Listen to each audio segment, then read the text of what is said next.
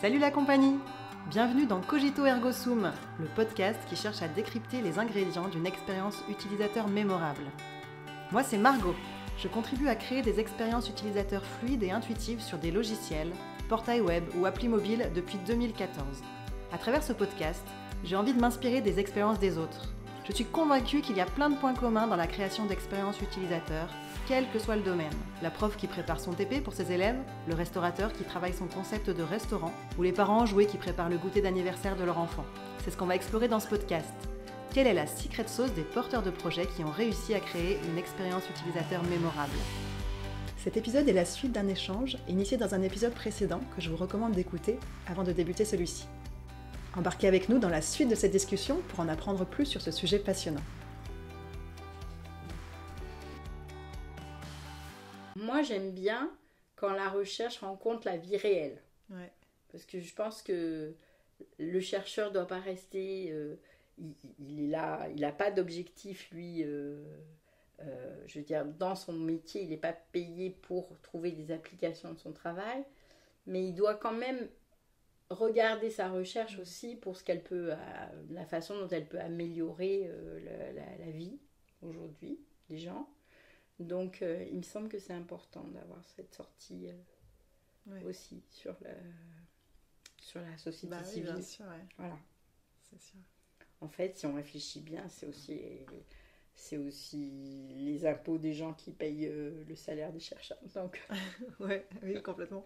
Ouais, pour moi, ça fait vraiment sens que la recherche s'ouvre, oui. C'est pas qu'elle est fermée, hein, mais oui. qu'elle soit ouverte plutôt et surtout sur le grand public. Fait, je trouve que c'est un joli projet d'améliorer les choses qu'on utilise tous les jours sur la base de nos connaissances qui s'améliorent aussi sur le fonctionnement du cerveau. Donc, alors, parfois, c'est un peu perverti.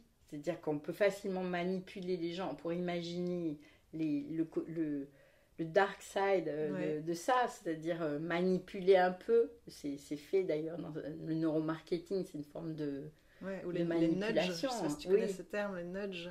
Nudge, non ? Nudge, c'est tout ce qui est... je connais pas la définition précise, mais l'idée, c'est justement de la manipulation gentille, entre guillemets, pour influencer les comportements. Un exemple typique qu'on entend souvent, c'est dans des toilettes publiques, des hommes, il y avait de l'urine un peu partout, et donc, je sais pas où ça a été fait, des gens ont dessiné une mouche au fond de l'urinoir ou de la cuvette, et comme ça, les hommes sont mis à viser vraiment la mouche, et du coup, ça allait moins de partout. Donc voilà, c'est de l'influence ça, c'est plutôt positif. Oui, bien sûr, ouais, l'idée du nudge, c'est que ça reste positif pour aller dans un comportement souhaitable pour la société. Mais c'est quand même de l'influence, de la manipulation, quoi. Oui, mais dans ce sens-là, ça va. Pas... Oui, on n'est pas encore dans le mais dark c'est vrai side. que dans le neuromarketing, il y a beaucoup de choses qui permettent de manipuler les gens, de faire que dans un supermarché... on choisisse plutôt tel produit que tel autre. Oui.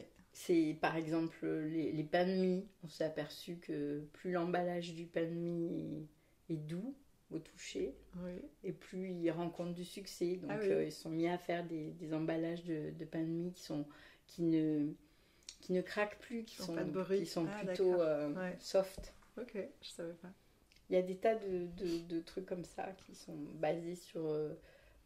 Il y a des expériences de simulation, des gens qui travaillent sur la simulation de choix dans des rayons de supermarché. Hein, donc, c'est facile à faire en réalité virtuelle. Donc, je pense que en situation physique, il y a aussi des supermarchés expérimentaux, mais il y a aussi, rien qu'en réalité virtuelle, il y a des choses qui sont... Beaucoup de choses, Tu regardes où le regard se pose aussi, l'analyse de où le regard se pose. Oui. J'ai interviewé une ancienne de l'école doctorale, d'ailleurs, Charlotte Roland, je ne sais pas si tu vois qui c'est. Charlotte Roland, non. Elle a fondé sa société, je vais y arriver, qui s'appelle New Brain, et elle fait de l'évaluation de produits. Alors, pas des choses en amont comme ça, enfin... Je crois pas, mais plutôt de l'évaluation. Elle travaille plutôt dans le luxe et les cosmétiques, et elle fait de l'évaluation, par exemple, entre deux rouges à lèvres, comment ils sont perçus, en fonction de est-ce que quand on tourne, est-ce qu'il y a un frein, est-ce que c'est fluide ou pas fluide, la qualité perçue, toutes ces choses-là. C'est assez intéressant. Je l'ai interviewé, c'est pas l'épisode précédent, mais celui d'encore avant. D'accord. Si tu veux aller écouter, c'est vachement intéressant. Ça m'intéresse beaucoup, ça. Et je reviens juste un tout petit peu sur ce que tu disais là sur les questions que tu poses au musée. Est-ce que les gens ils sont venus de force traîner ou est-ce qu'ils sont volontaires, etc. Et je me demande, du coup tu n'as pas encore les résultats, mais tu auras peut-être un avis, une hypothèse là-dessus, sur l'impact de l'attente finalement qu'on peut avoir. Typiquement, si je prends l'exemple du musée, d'un côté, celui qui a été traîné, peut-être il est un peu de mauvaise humeur, donc il est peut-être moins enclin à mémoriser des choses. Mais si l'expérience elle est vraiment chouette, alors qu'il s'attendait à rien parce qu'il n'avait pas envie de venir, peut-être que ce sera encore mieux que quelqu'un qui y allait super motivé, qui s'attendait à quelque chose de super, puis finalement c'est peut-être un tout petit peu en dessous de ses attentes. C'est ce qui ressort quand même des entretiens, c'est-à-dire que on fait des entretiens à la sortie de la visite, et souvent les gens disent j'attendais rien vraiment de particulier, et là j'ai été agréablement surpris. Donc tu peux avoir ça. Ou alors tu peux avoir quelqu'un qui te dit moi je suis un spécialiste de cette période, je m'attendais quand même à plus de contenu, et là c'est une expo qui est vraiment faite pour les débutants. Ouais. D'accord. Donc c'est vrai que en fait on s'aperçoit aussi que les affiches des expos, sur les 2 expos où on a travaillé, on a travaillé même sur 3 expos temporaires, l'affiche a aussi créé une attente. Ah oui. Par exemple, sur la dernière affiche de l'expo qui est actuellement, c'est des Lego. Donc c'est une expo effectivement qui mélange des objets patrimoniaux avec des reconstitutions très précises en Lego. De situations de la vie à l'époque de la Gaule. Et en fait, c'est un mélange. Il y a des gens qui viennent pour les Lego, puis il y a des gens qui viennent pour justement l'Empire romain, les connaissannes. Et ils peuvent être déçus tous les deux, parce que c'est un mélange des deux. Oui. Donc, il n'y a pas tant de Lego que ça. Voilà, on ne va pas jouer avec des Lego. Oui. Enfin, on peut jouer avec des Lego à la fin de l'expo, mais ce n'est pas l'objectif de l'expo. Okay. Mais, et donc, on peut avoir des réactions. C'est vrai que l'attente, c'est pour ça que j'en ai parlé au début, l'attente vis-à-vis d'une expo, d'un objet de culture, vis-à-vis d'un logiciel, elle crée la situation de départ. Ouais. Et ça peut aller dans les 2 sens. Si l'attente est très haute et qu'elle n'est pas satisfaite, ça peut être presque même pire que s'il n'y avait pas d'attente et qu'on a un tout petit peu élevé la satisfaction. Ouais. Donc ça c'est aussi important de savoir quelles sont les attentes. Et de les maîtriser si on peut. Du coup, donc avec la communication, tu parles de la fiche, mais dans un logiciel, il y a aussi toute une com qui va derrière. On vend un truc, il ne faut pas le survendre, et il faut en même temps donner aux gens envie d'y aller. qui sont intéressés par le produit, envie d'y aller. Voilà. Ouais, c'est tout un donc même les premiers... C'est pour ça que je disais l'expérience waouh au début. Ça peut être quelque chose qui satisfait l'attente au début. Il faut ensuite que ça dure. Pour un logiciel, il faut que ça dure. Pour une expo, c'est pas très grave. Parce qu'en fait, très honnêtement,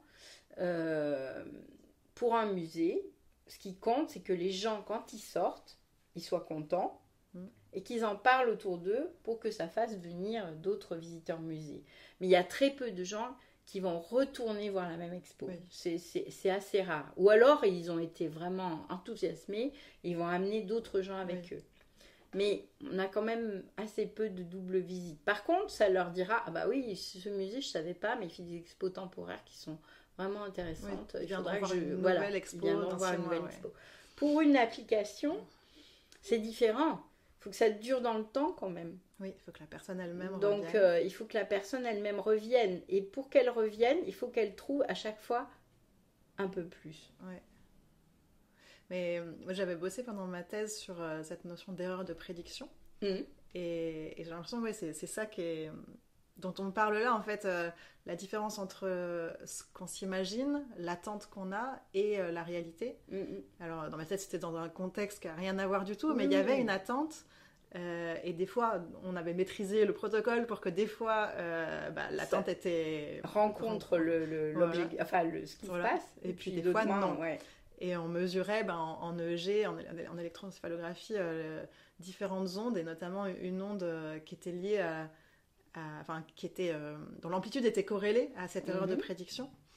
Et on voyait vraiment un effet en fonction le comportement qui changeait derrière, en fait, quand il y avait cette erreur. Si elle était très ample, parce qu'il y avait une grosse surprise de la part de la personne, il y avait plus de chances qu'il se concentre un peu plus derrière pour réussir la tâche. En fait, c'était une tâche, quand c'est une erreur, c'était signe qu'il ne s'était pas assez concentré. En tout cas, c'est ce qu'on lui faisait croire. Et du coup, je me dis, oui, il y a peut-être quelque chose qu'on peut exploiter par rapport à ça, comme on le disait, là, d'essayer d'avoir une bonne surprise, finalement. Oui. Une bonne surprise, et une bonne surprise qui s'adapte finalement à chaque entrée dans l'application. C'est-à-dire que... Quand on revient, c'est à nouveau une bonne surprise. Parce qu'il y a ça aussi. Si tu as eu un effet waouh sur ton application la première fois que le sujet est venu, quand il va revenir, il va attendre plus, puisque son attente va être à un niveau plus haut. Ouais. Donc il va falloir à chaque fois... Donc il faut un effet waouh, mais il faut un effet waouh qui se découvre, qui se dévoile au fil du temps, en fait. Et il faut que lors de la première expérience, il y ait quelque chose qui te dise que tu pourras en avoir plus si tu reviens. Ouais. Donc tout à l'heure, on parlait des badges et des récompenses et des choses comme ça. Ça peut être ça, un des leviers. C'est-à-dire d'expliquer aux gens que la prochaine fois qu'ils reviendront, ou des contenus débloqués. Voilà, il y aura des contenus qui seront... C'est exactement ça.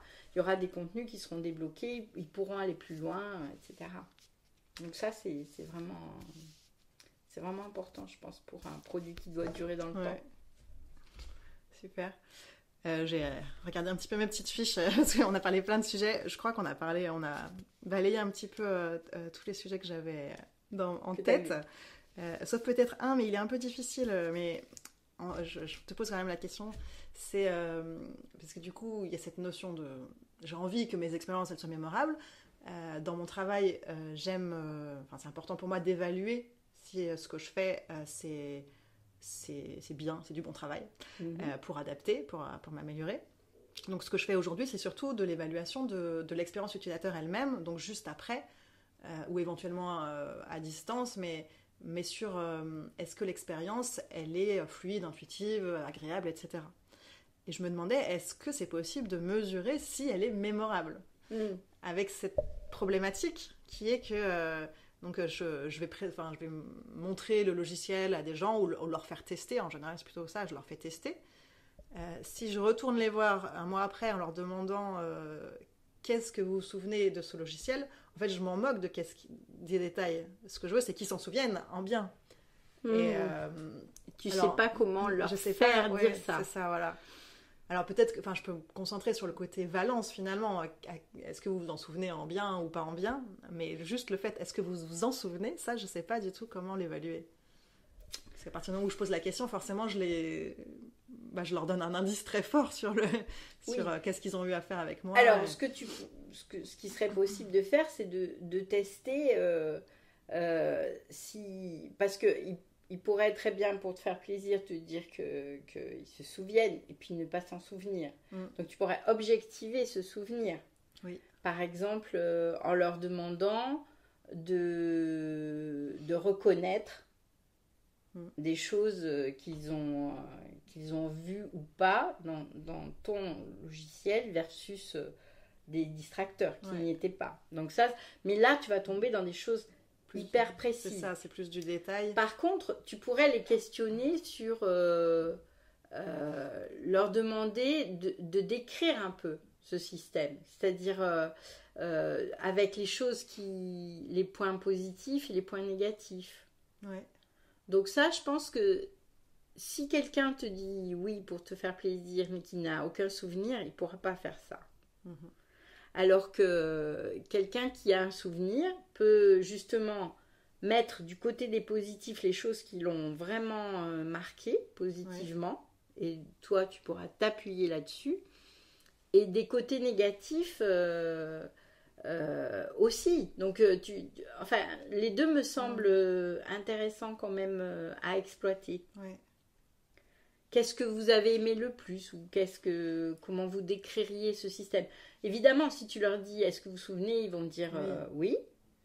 Après, ceux qui vont dire oui, qui seront incapables de répondre à la suite d'un questionnaire dans ce sens, je pense que c'est pas tant que ça. Voilà.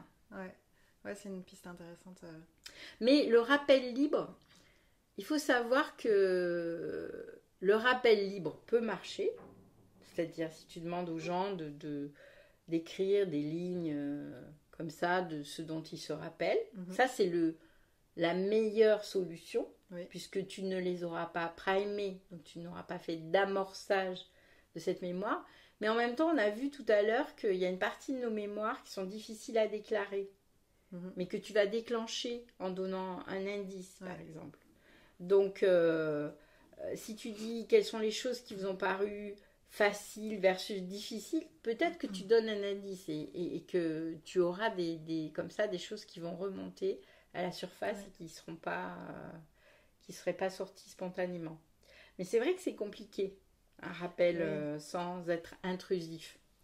Puis moi, dans l'idéal, mon idéal de conceptrice, c'est que si je prends une application grand public, par exemple une application d'aide aux devoirs, on va dire, c'est que les personnes qui l'ont testé une fois, bon, d'une part, elles ont envie de revenir, ça on en a parlé, il y a plein de leviers, etc. Mais d'autre part, que si un mois plus tard, elles entendent parler, idéalement, un mois plus tard, elles discutent avec un copain, une copine, sans parler d'aide aux devoirs, mais juste comme ça, elles disent « Ah, au fait, j'ai testé cette application, c'est vachement bien. » Juste un tout petit peu en dessous, ce serait déjà pas mal si le copain, la copine dit « Je cherche une application d'aide aux devoirs » et la personne dit « Ah bah tiens, j'en ai testé une il y a un mois, c'était bien. » Mais vraiment, ça, c'est de l'amorçage. Mais la situation idéale, c'est qu'elle en parle autour d'elle sans aucun amorçage. Et donc ça, je pense que je peux pas l'évaluer en fait. Parce qu'à partir du moment où moi j'interagis, ou alors il faudrait un complice qui aille interagir avec elle, mais sans amorçage. Il faudrait que ce soit quelqu'un. Il faudrait que tu puisses demander à des gens, mais c'est pas que ce soit pas toi qui le demande, mais qu'on questionne les gens en leur disant qu'est-ce que vous connaissez comme application d'aide aux devoirs. Et là aussi, il y a un amorçage finalement, parce que c'est... Oui, mais bon. Parmi plusieurs applications, si c'est pas la tienne qui sort, c'est mauvais signe. C'est mauvais signe. Bon, il peut y en avoir plusieurs qui vont sortir pour des raisons différentes, mais ça, c'est un moyen c'est de tester pas la notoriété, mais est-ce qu'elle vient à l'esprit tout de suite? Est-ce que c'est elle qui vient à l'esprit ou est-ce que c'est une autre ou est-ce qu'elle va venir en balance avec une autre et ça sera intéressant peut-être de savoir pourquoi, justement. Parce que ça peut me permettre d'améliorer un produit aussi. C'est de le comparer à un concurrent et de savoir finalement qu'est-ce qui est préféré là et qu'est-ce qui est... C'est un petit peu l'idée, tu sais, je t'avais parlé de Babaou. Ah oui. Je sais pas si tu avais regardé babaou.com. Non, j'ai pas eu le temps de faire, il faut que je le fasse. Tu peux expliquer pour les gens qui nous écoutent. Oui, c'est une société qui s'intéresse finalement aux processus qui peuvent permettre aux enfants, c'est entre 6 et 9 ans je crois, qui peuvent permettre aux enfants de s'améliorer dans leurs apprentissages scolaires, dans la manière dont ils abordent...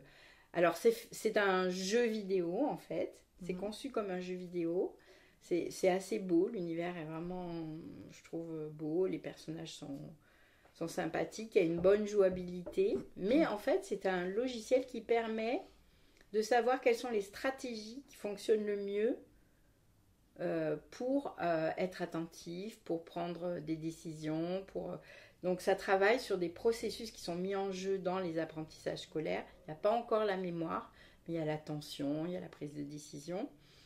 Et ça permet à l'enfant et aux parents de suivre, de voir quelle est la stratégie qui fonctionne le mieux. Donc ce sont des petits jeux. Okay. Et type, le petit personnage doit mettre il y a des objets qui lui arrivent, il doit les prendre ou ne pas les prendre en fonction de la consigne pour les mettre dans un panier ou dans un autre, etc.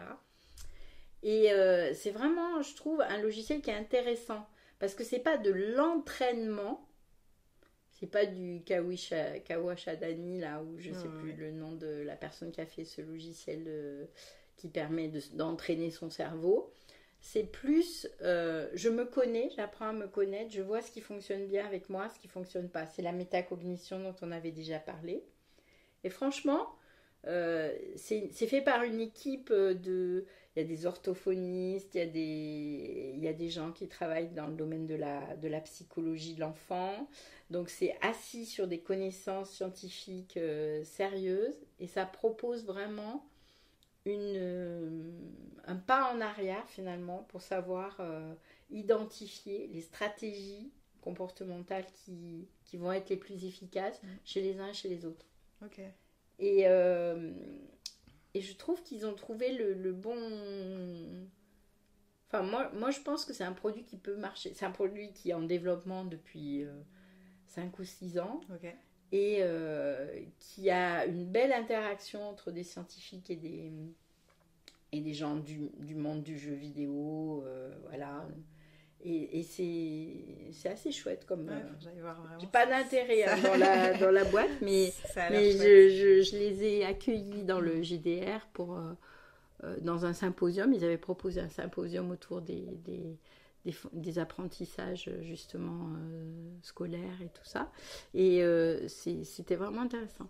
Okay. Si tu peux jeter un œil, je serais contente d'avoir ton avis. Ok. Puis je mettrai le lien en description pour les gens qui nous écoutent. Voilà. Écoute, on s'approche de la fin. Si j'essaie de résumer, mais n'hésite pas à compléter. Il y a plein de leviers finalement pour aider pour rendre une expérience utilisateur mémorable. Qui ressortent le plus quand même, ça va être cette notion de surprise, de jouer sur finalement les contrastes avec ce qu'on connaît déjà. Donc finalement, en fait, j'ai pensé à un moment, cette surprise, ça peut juste être, ce que je disais au début, c'est juste fluide et intuitif.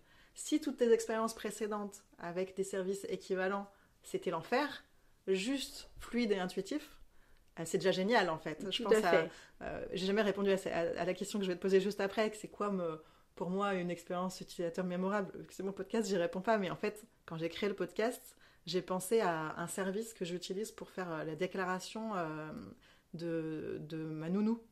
Oui. En fait, par défaut, il n'y a rien qui existe. Enfin, si, il y a un truc qui existe, ça s'appelle page emploi. C'est horrible pour calculer les congés, etc. Oui. En fait, on attend de nous, parents employeurs, d'avoir les compétences d'un employeur en termes de calcul. Les déclarations d'URSSAF voilà, et des choses comme ça. Calcul de congés, tous ces trucs-là, c'est hyper compliqué et on doit le faire, on doit savoir ça.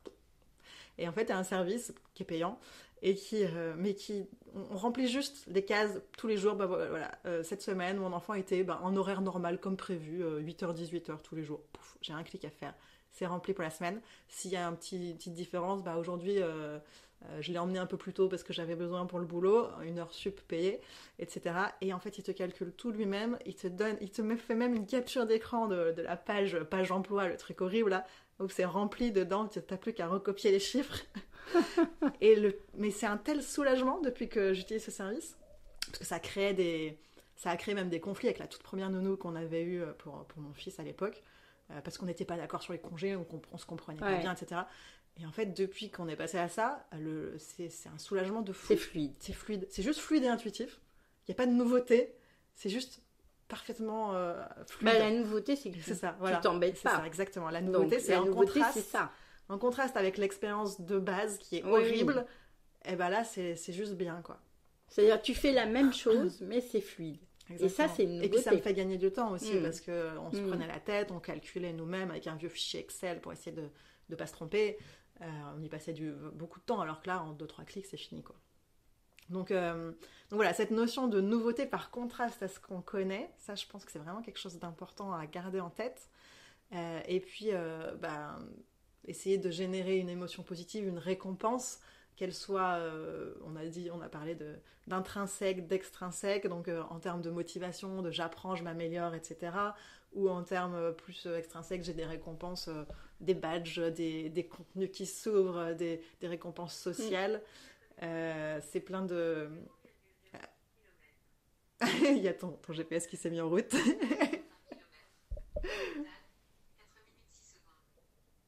Bizarre. C'est ma montre, en fait. Désolée. C'est pas grave. C'était une expérience mémorable. Peut-être on se souviendra de ça. La montre qui se met en route. C'est ce que j'ai marché. Elle croit que je marche encore. Donc, voilà, je l'ai éteinte. J'espère que... Voilà, je l'ai éteinte. Normalement, elle devrait pas se rallumer. C'est la première fois qu'elle me parle comme ça. Désolée. Pas de problème. Donc voilà, cette notion de récompense extrinsèque, intrinsèque, et puis aussi le fait de prendre en compte finalement qui est la personne, et donc de s'adapter. Alors on ne peut pas s'adapter à chaque personne dans un logiciel, mais essayer de tenir compte des motivations qui ont fait venir la personne, de qui elle est, quelles sont ses références, quels sont ses codes, de bien gérer les erreurs pour rendre les choses le plus fluide possible, encore une fois. Hein. Donc, en résumé, appliquer les critères de Bastien Escapin, les bons critères d'ergonomie. Ça m'intéresse d'ailleurs beaucoup d'avoir... Je te les enverrai. Oui, je veux bien. Mais ça. C'est vraiment une bonne base, finalement. Si on rajoute à ça cette notion de récompense et d'émotion, de nouveauté, je pense qu'on a quelque chose qui devrait bien favoriser la mémorisation, la création d'expériences mémorables. Je crois que tu as bien résumé les choses. Je dirais oui, si tu veux rajouter encourager la... Il y avait aussi cette idée que au début, l'expérience doit monter en puissance. Ouais. Enfin, c'est-à-dire qu'il ne faut pas être submergé. Il faut quand même avoir un effet waouh, mais il faut que ça monte en puissance. Tu l'as dit. Donc, qu'il y ait une plasticité toujours sollicitée finalement. Parce que c'est ça. En fait, la mémoire, c'est de la plasticité. Donc, tu génères de la plasticité et donc l'expérience reste mémorable, même si passer l'effet waouh, elle reste quand même mémorable. Oui, donc réactiver le souvenir avec des nouveautés un petit peu. Oui, voilà. Super. Pour terminer, donc j'aimerais te proposer 3 petites questions rapides. La première, c'est quel est le résultat que tu as obtenu dont tu es le plus fier, que ce soit par sa robustesse ou son impact? Alors, c'est justement un résultat qui montre que on peut mémoriser quelque chose et solliciter son cerveau par rapport à la mémorisation de quelque chose qui peut être différent en fonction du contexte de l'expérience. Donc comme ça, avec une étudiante dans le cadre de sa thèse, Julie Chapuis, on avait pu montrer que c'était des expériences qui étaient faites chez l'animal, mais on peut avoir la même chose chez l'homme.